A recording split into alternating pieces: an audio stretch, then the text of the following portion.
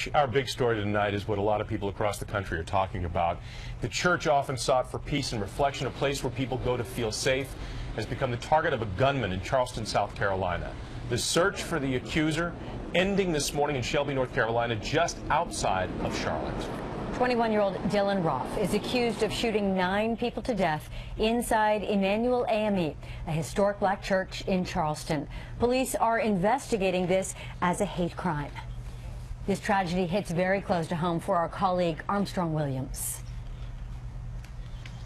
His cousin was the pastor and one of the victims at Emmanuel AME Church, Reverend Clementa Pinckney. Today, Williams spoke to ABC 7's Jumi Olabanji about his family's shock and loss.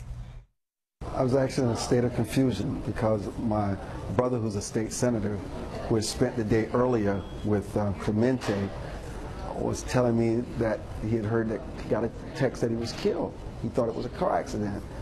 And then he got a text about the church and the 9 people. And then he realized that was Clemente's church. Williams also appeared on our sister station, News Channel 8. You can watch his full emotional news talk interview on our website, WJLA.com.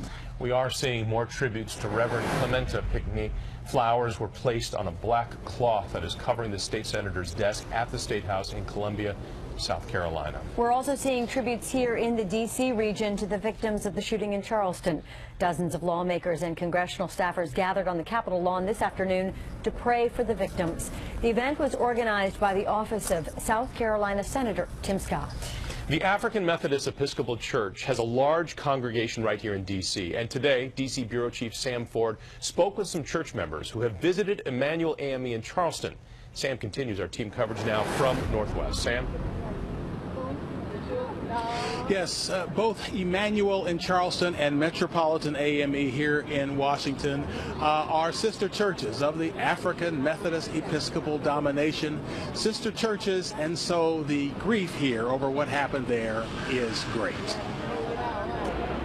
At Metropolitan AME in downtown Washington today, they remembered the life of 95-year-old Lizzie McClam, as they also lamented what happened at their sister church in downtown Charleston, Emmanuel AME. My husband and I have worshiped at Emmanuel Church during visits to Charleston. The pastor had preached here, and so there's a lot of family connection.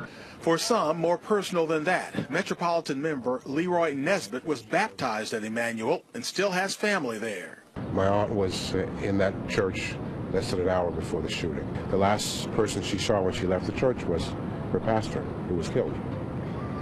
So it's just a tragedy, of course, and we're all hoping that we can turn from hate. Lord is my light.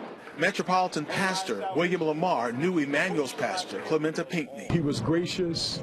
He was really, he exhibited the finest of our tradition of faith and political activism. Family and friends here celebrated the long life of a longtime member and reflected on Charleston. To think that people can be in a Wednesday evening Bible study, as I was last night here at Metropolitan, and to have that kind of carnage result, it's an assault on everybody who believes in the Creator. And she told us that tomorrow at noon here at Metropolitan AME Church, they are going to have a vigil in memory of those who lost their lives at Emmanuel AME in Charleston. Reporting live from Northwest Washington, Sam Ford, ABC 7 News.